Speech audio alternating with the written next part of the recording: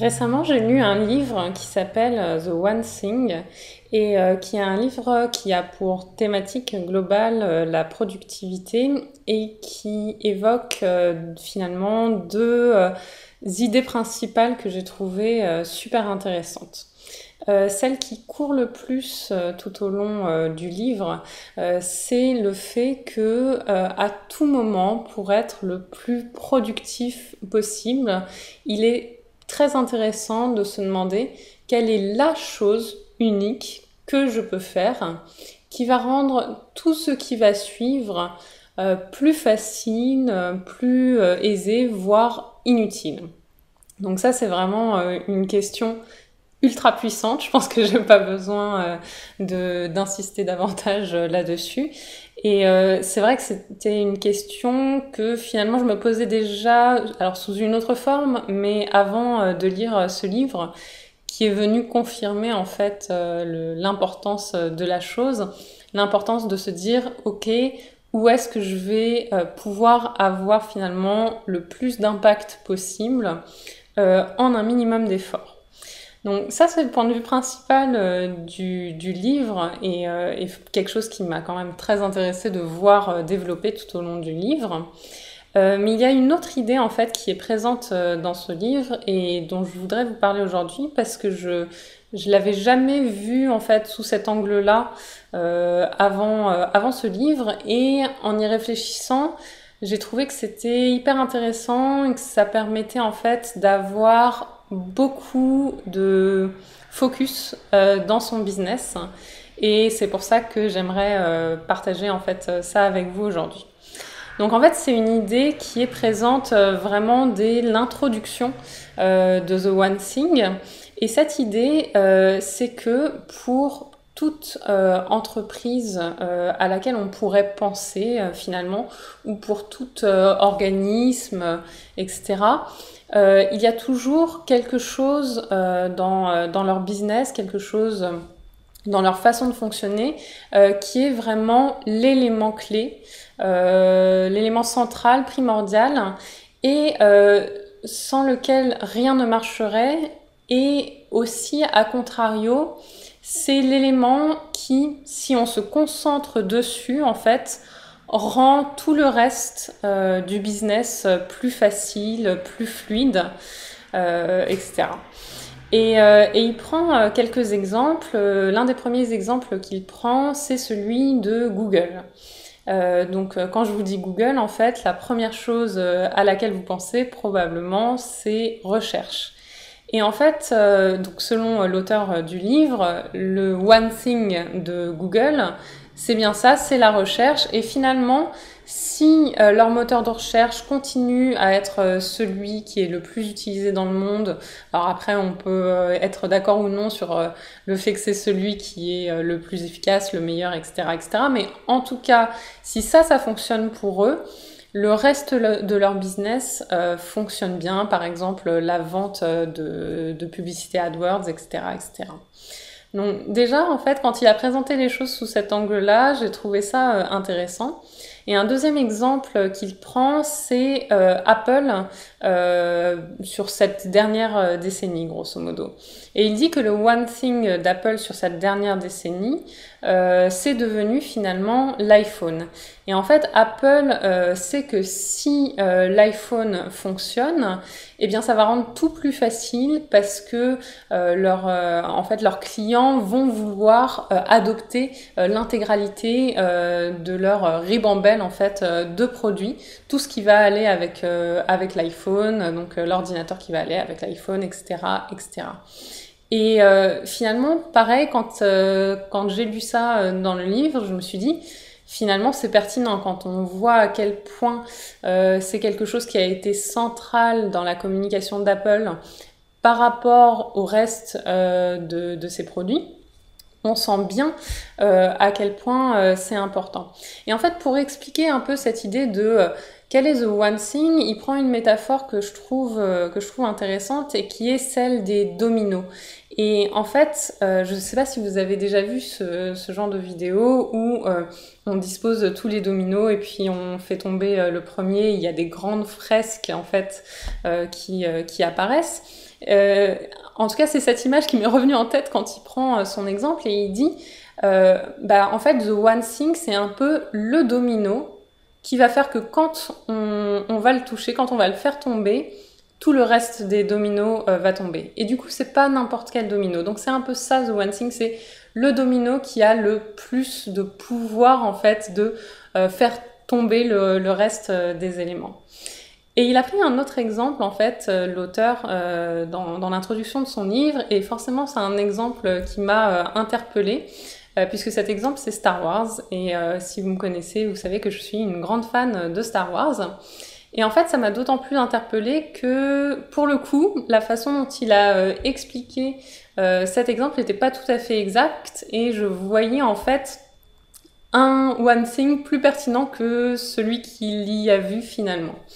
Je relis en même temps un peu le passage. Lui, dans le livre, en fait, il se demandait finalement, à haute voix, entre guillemets, si le One Thing de Star Wars, c'était les films ou est-ce que c'était les produits dérivés et les jouets. Parce que, en fait, les produits dérivés, j'espère que je lis correctement, mais tout au cours de la franchise, il a été vendu pour plus de 10 milliards de dollars de produits dérivés Star Wars.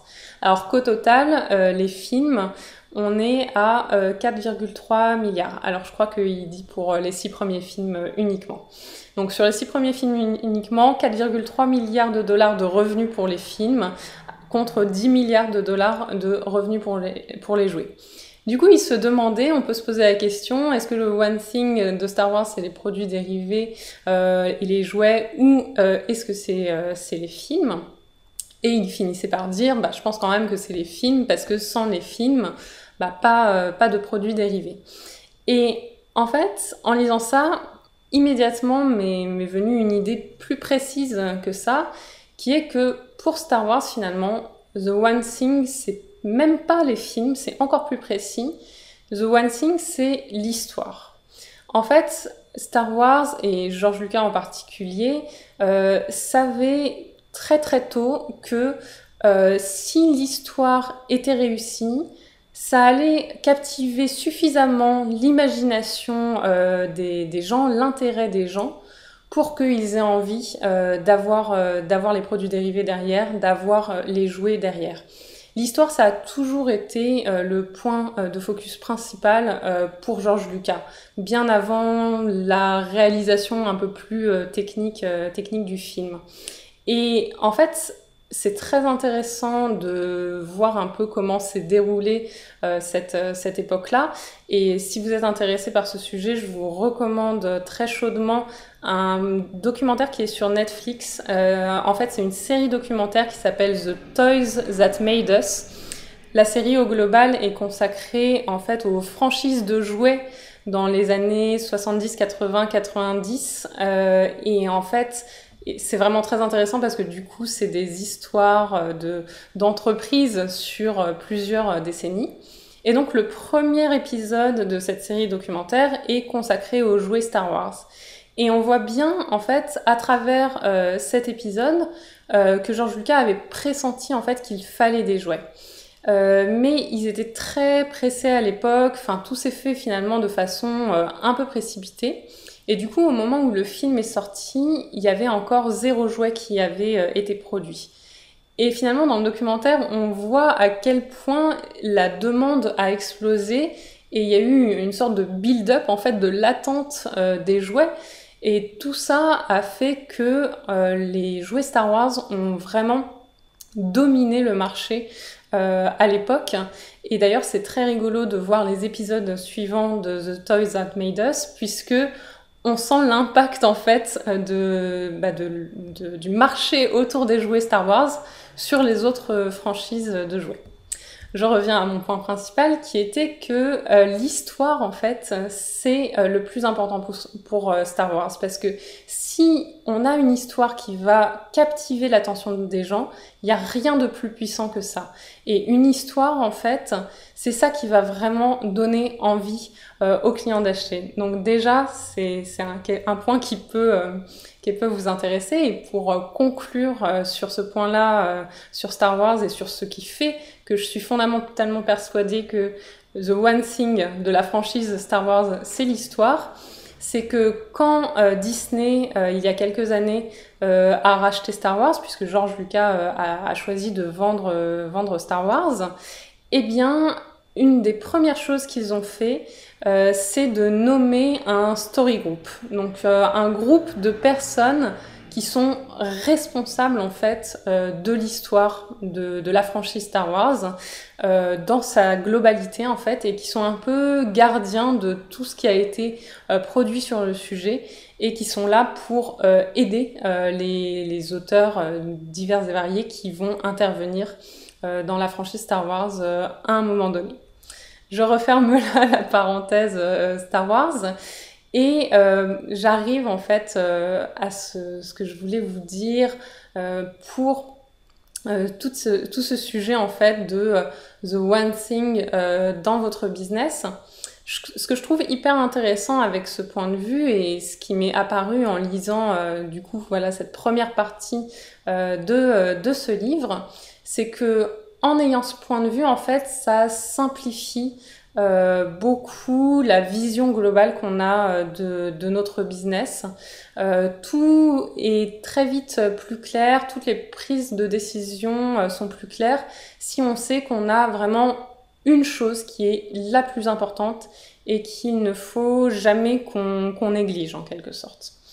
Du coup, en lisant ça, vraiment, forcément, je me suis interrogée, je me suis dit, bah, c'est quoi the one thing dans mon business? Si je devais en fait me centrer sur une chose qui fait que derrière, si cette chose est bien assurée, derrière tout le reste de mon business est plus facile, derrière je suis quasi sûre que tout va tourner en fait au mieux. Qu'est-ce que ce serait en fait? Et je suis arrivée à la conclusion que the one thing de mon business, c'est vraiment partager ma vision et ma méthode de travail en tant qu'entrepreneur solo. En fait, je sais que si au quotidien, ma mission principale, c'est d'échanger avec des personnes pour les aider à l'aide de ma mission, de ma méthode de travail. Donc si je fais ça, si je crée des contenus pour les aider, si je partage avec eux, si j'échange avec ces personnes, si je les aide avec tout ça, je sais qu'en fait, le reste de mon business, tout se met en place. Et du coup, depuis que j'ai cette vision, vraiment, personnellement, voilà, ça m'a beaucoup aidée. Ça me permet au quotidien de faire le tri dans mes actions. Quand j'ai d'autres idées, ça me permet aussi de faire le tri en fait dans mes idées d'offres, etc. C'est un peu un fil rouge pour moi dans mon business. Voilà, je me dis que si ça c'est assuré, le reste fonctionne. Et du coup, je voulais vous demander, et vous, quel est the one thing de votre business? Si vous deviez identifier, voilà, un peu le domino principal qui derrière va permettre que tous les dominos tombent, qu'est-ce que ce serait? Quelle est l'action en fait que vous pouvez faire chaque jour, ou sur laquelle vous pouvez vous concentrer en général, qui va produire le plus de résultats dans votre business? J'espère que toute cette réflexion vous inspire. J'espère que vous allez me laisser en commentaire ce que vous avez pensé de tout ça. Et quel est votre one thing? Dites-le moi. Là encore, je suis très curieuse. Merci de m'avoir écouté jusqu'au bout. J'espère que cette vidéo vous a plu et je vous retrouve très bientôt pour une autre vidéo. Merci et à bientôt.